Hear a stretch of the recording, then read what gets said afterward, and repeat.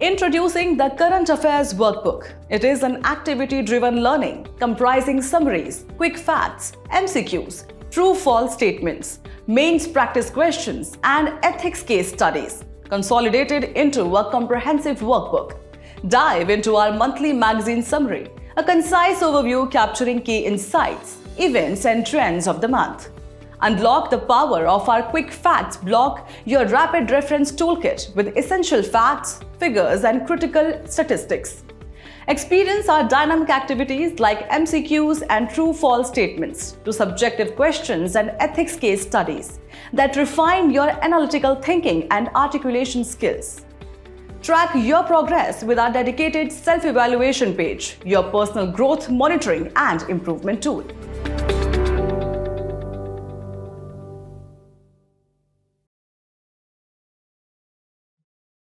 Hello and welcome to this edition of News Today. Without delay, let's have a look at the headlines first. Report on domestic migration released by Economic Advisory Council to the Prime Minister. Maharashtra passes Maharashtra Prisons and Correctional Services Bill 2024. 55th Goods and Services Tax Council meeting was held in Jaisalmer, Rajasthan. Ministry of Environment, Forest and Climate Change notified draft Solid Waste Management Rules 2024. Forest fires hotspot down in 2023-24 from 2021-22, says Indian State of Forest Report 2023. Ministry of Education scraps no detention policy for classes 5th and 8th for the schools under the centre. In our first news for the day, let's delve into a recently released report on domestic migration by the Economic Advisory Council to the Prime Minister, EAC-PM. Titled 400 Million Dreams, the report highlights changing patterns of migration in India since the 2011 census. To provide some context, internal or domestic migration refers to the movement of people within a country from one region to another. Key factors influencing migration include push factors like lack of job opportunities, natural disasters, lack of quality education and healthcare facilities, etc. Additionally, pull factors include economic opportunities, higher standard of living, peace and stability. As for the key findings of the report, there has been a 12% reduction in domestic migrant numbers, declining from 45.57 crore to 40.20 crore in 2023, with the migration rate dropping from 38% to an estimated 29% in 2023. Short distance migration remains predominant, with distance negatively affecting labour mobility. Migration primarily originates from areas around major urban centres like Delhi, Mumbai, Chennai, Bangalore and Kolkata. Major migration routes include UP Delhi, Gujarat Maharashtra, Telangana Andhra Pradesh and Bihar Delhi. Changes in migrant share show that West Bengal, Rajasthan and Karnataka have seen an increase in the percentage of arriving migrants, while Maharashtra and Andhra Pradesh have experienced a reduction in their share of total migrants. Exploring the reasons for the decline in migrant numbers, the report cites improved infrastructure such as roads, education, healthcare and public transport, social security nets, etc. at the place of origin, as well as localized economic growth creating jobs closer to rural areas. Furthermore, steps taken for the welfare of domestic migrants in India include: first, the Interstate Migrant Workmen Regulation of Employment and Conditions of Service Act 1979 to prevent human rights violations. Second, Ayushman Bharat Pradhan Mantri Jan Arogya Yojana or PMJAY, offering Rs 5 lakh health coverage for secondary and tertiary health benefits to migrant workers. And lastly, One Nation, One Ration Card scheme enabling ration card portability nationwide for migrants and their families. In a significant move towards modernizing the prison system, Maharashtra has passed the Maharashtra Prisons and Correctional Services Bill 2024. This bill aims to consolidate laws governing prisons, correctional services and prisoners in the state. The legislation is inspired by the Model Prisons Act 2023, which replaced the colonial-era Prisons Act of 1894. Let's take a closer look at the key features of the Model Prisons Act 2023. Firstly, it introduces specialized jails including high security prisons, open jails and semi-open jails. Next, it focuses on legal aid and incentives for prisoners. Provisions for parole, furlough and early release based on good conduct aim to reward positive behavior. The Act also emphasizes rehabilitation through vocational training and skill development, preparing inmates for reintegration into society. Importantly, it ensures inclusive accommodation with separate facilities for women and transgender prisoners, addressing their unique needs. Now, let's shift focus to the prison system in India. Prisons and persons detained therein fall under the state list as per Entry 4 of the Constitution. It is governed by Prison Act 1894 and prison manuals of respective state governments. However, the Model Prisons Act 2023 now replaces the outdated Prisons Act 1894 across the country. This brings us to the need for prison reforms. The Supreme Court in the landmark Ramamurthy v. State of Karnataka case 1996 emphasized the need to enact new prison law to replace Prisons Act 1894. Additionally, rising prison occupancy highlights the urgency. According to the Prisons in India 2024 report by the Supreme Court, the total number of inmates reached 5.73 lakh as of December 31, 2022, with 75.8% of them being under trial prisoners. Moreover, the inhuman conditions in prisons, including cramped cells, poor sanitation, and inadequate medical care, further underscore the need for reforms. So, what measures are already in place for prison reform? Fast-track courts have been established to expedite pending cases, reducing the under-trial population. The National Human Rights Commission actively protects the basic rights of prisoners. Additionally, the Model Prison Manual 2016 provides detailed guidelines on facilities which may be provided to under-trial inmates. Lastly, the Justice Krishna Iyer report of 1987 shed light on the dire conditions faced by women prisoners, marking an important step toward gender-sensitive prison reforms. In conclusion, the Maharashtra Prisons and Correctional Services Bill 2024 is a vital step toward aligning the prison system with modern human rights standards. It addresses systemic issues like overcrowding and outdated laws while promoting rehabilitation and inclusivity. Moving ahead, the 55th Goods and Services Tax (GST) Council meeting was recently held in Rajasthan.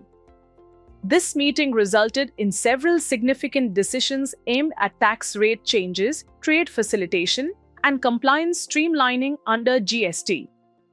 Let's dive into the key recommendations made by the GST Council. Firstly, there's a full exemption of GST on gene therapy, a major step toward reducing costs in advanced medical treatments.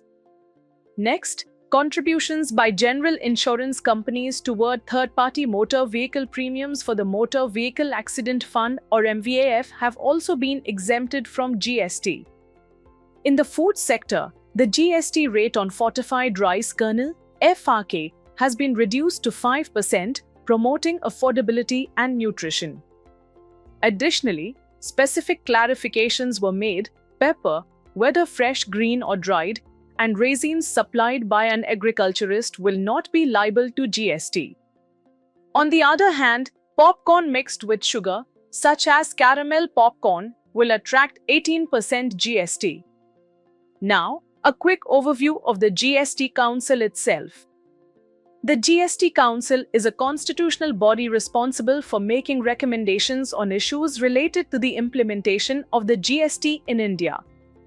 As per Article 279A, inserted by the Constitution, 101st Amendment Act, 2016, the Council comprises the Union Finance Minister as the chairperson, the Union Minister of State in charge of Revenue or Finance as a member, and ministers in charge of finance or taxation or other nominated ministers from each state government as members.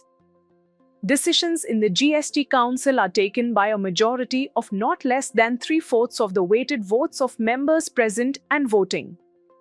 Here's how the voting weightage works. 1/3 of the votes go to the center. 2/3 are allocated to the states. With these key decisions, the 55th GST Council meeting has once again demonstrated its commitment to simplifying and refining the GST framework. The Ministry of Environment, Forest and Climate Change has notified the Draft Solid Waste Management (SWM) Rules 2024, marking a significant step toward addressing the challenges of unmanaged solid waste. These rules aim to implement the principles of a circular economy and strengthen monitoring mechanisms across both urban and rural areas. The rules are set to come into force from 1st October 2025. But first, what exactly is solid waste management or SWM? It is the practice of controlling the generation, collection, storage, transport, processing, and disposal of solid waste. Now, let's take a look at the key highlights of the SWM Rules 2024. Every waste generator must store construction and demolition waste separately on their premises and dispose of it as per the Construction and Demolition Waste Management Rules 2016. Bulk waste generators are required to procure extended bulk waste generator responsibility certificates from local bodies for the environmentally sound collection and transportation of sanitary waste. Non-recyclable waste with a calorific value of 1500 kilocalorie per kg or more is prohibited from being disposed of in landfills. The Central Pollution Control Board (CPCB) will establish a centralized online system for the registration and filing of annual returns by all obligated entities under these rules. Operators of each treatment, storage, and disposal facility must register on the centralized online portal. Local bodies are tasked with preventing the burning of agricultural and horticultural waste and imposing heavy penalties on individuals involved in such practices. Additionally, several initiatives are already in place to strengthen solid waste management in India. First, E-Waste Management Amendment Rules 2024 focused on regulating and managing electronic waste effectively. Second, Plastic Waste Management Rules 2024 aimed at minimizing the generation of plastic waste. Third, Swachh Bharat Mission Urban, which ensures the scientific processing of all municipal solid waste generated across the country. And lastly, Waste-to-Energy program that supports the establishment of waste-to-energy projects for generating biogas bio-CNG from urban and industrial waste. However, implementing these rules comes with its challenges. The absence of proper collection and segregation at the source, indiscriminate dumping of electronic waste, and financial constraints on the collection and transportation of waste remain significant hurdles. With these rules and initiatives, the government aims to create a more sustainable and efficient waste management system while addressing these challenges. Moving ahead, the Supreme Court has issued crucial directions to protect sacred groves, addressing an application concerning the identification of such groves like Orans in Rajasthan.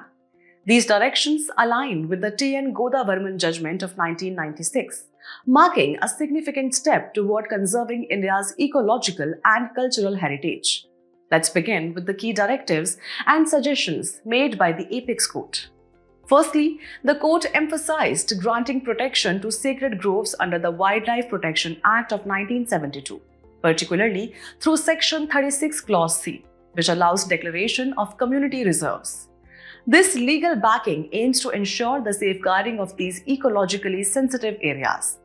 Additionally, the Supreme Court highlighted the need for proactive government measures, recommending the replication of models like Pipalantri village across the country. For context, Pipalantri, a small village in Rajasthan's Rajsamand district, has pioneered a unique community-driven conservation initiative. Here, villagers plant 111 trees for every girl child born, setting an inspiring example of environmental stewardship. To strengthen this initiative, the Ministry of Environment, Forest and Climate Change, or MoE-FCC, has been tasked with creating a comprehensive policy for the governance and management of sacred groves. This policy will also include a nationwide survey to identify and document these culturally significant sites. Further, the court advised the Rajasthan government to identify and empower traditional communities as custodians of sacred groves under the Scheduled Tribes and Other Traditional Forest Dwellers Recognition of Forest Rights Act 2006. To oversee the process, the MOEFCC and Rajasthan's Forest Department will form a dedicated committee to supervise the mapping and identification of sacred groves, ensuring a systematic approach to this conservation effort. Now, moving to the broader significance of sacred groves. These are patches of forest or clusters of trees deeply revered by local communities for their cultural and spiritual importance. Interestingly, India holds the distinction of having the highest number of sacred groves globally, estimated to exceed 1 lakh. These groves are known by various names across the country, such as Deora and Malvan in Rajasthan and Bugyal in Uttarakhand.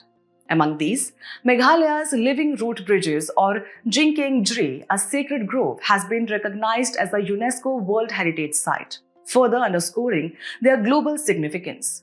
In conclusion, the Supreme Court's directives underline the urgent need for collective action to protect these invaluable natural and cultural.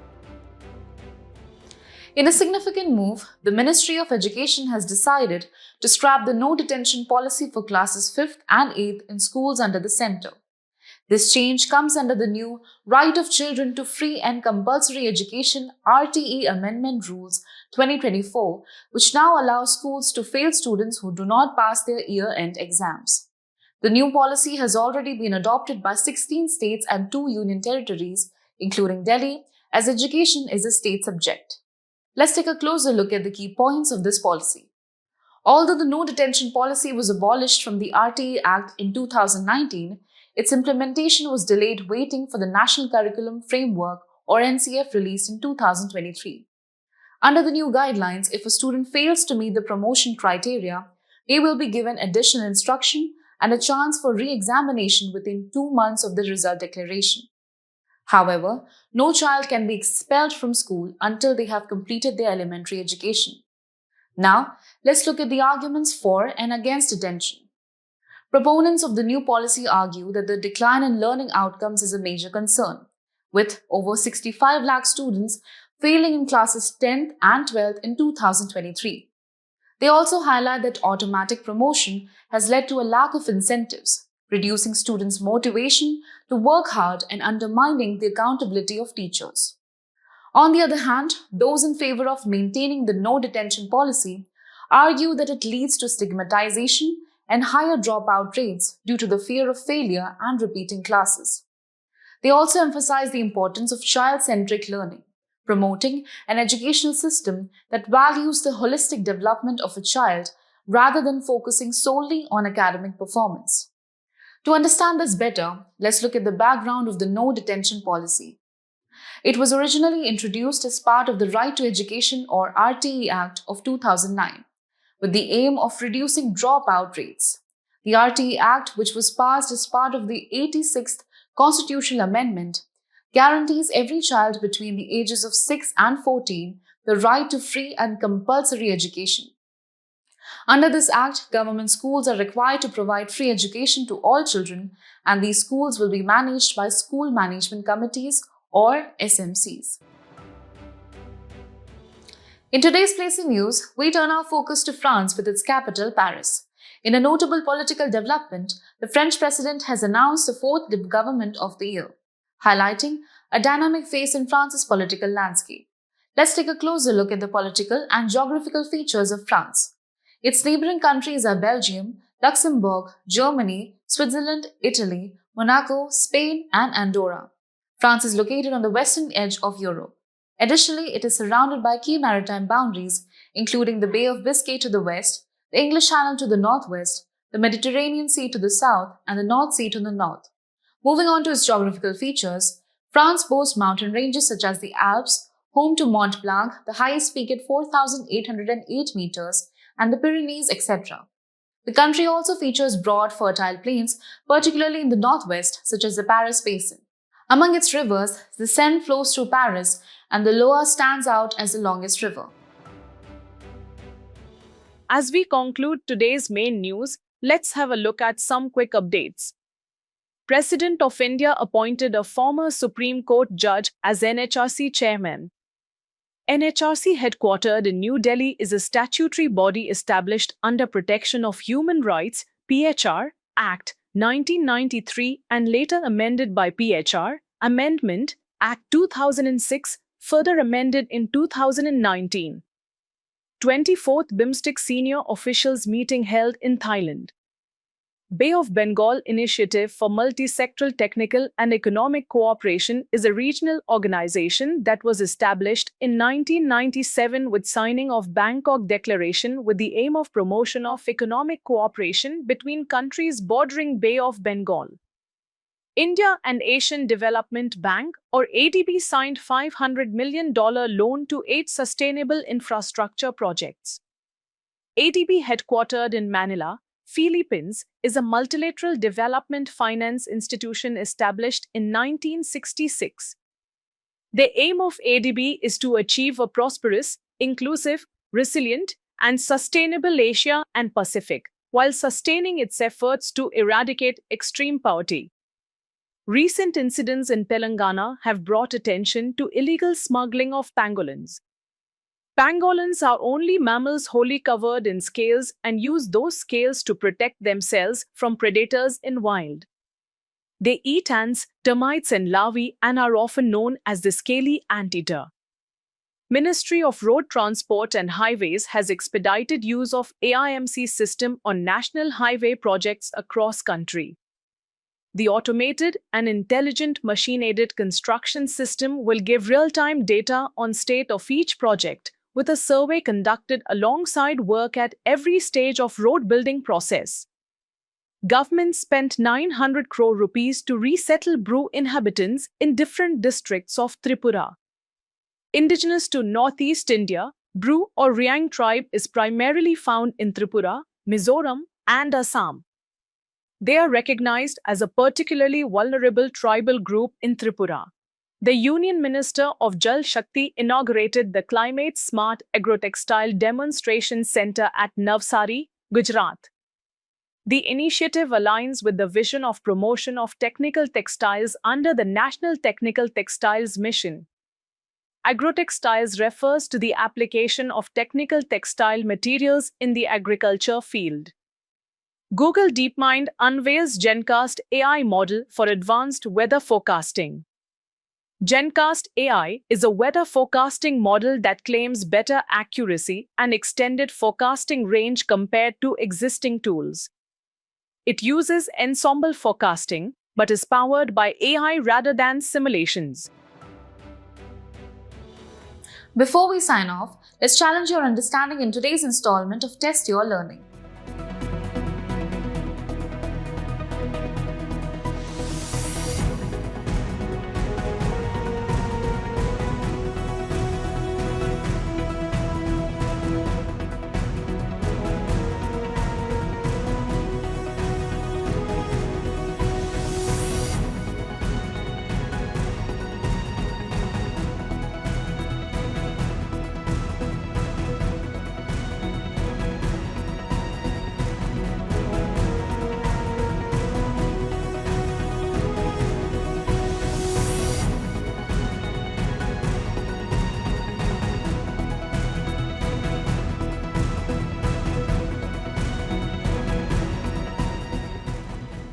Thank you for joining us. We hope you found this episode of News Today engaging. For the solutions to the quiz and to access the PDF version of News Today, remember to visit the provided links in the description.